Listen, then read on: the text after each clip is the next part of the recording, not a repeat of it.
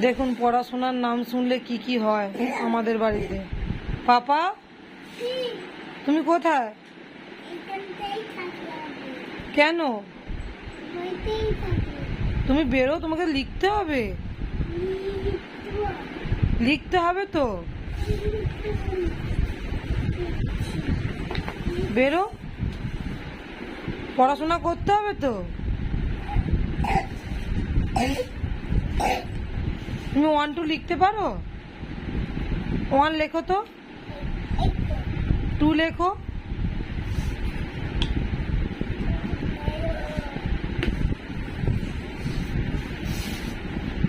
বদমাইশি হচ্ছে তো এটা। বেরো বেরো শোনা, বেরিয়ে পড়ো ওখান থেকে। টুকি ধপ্পা।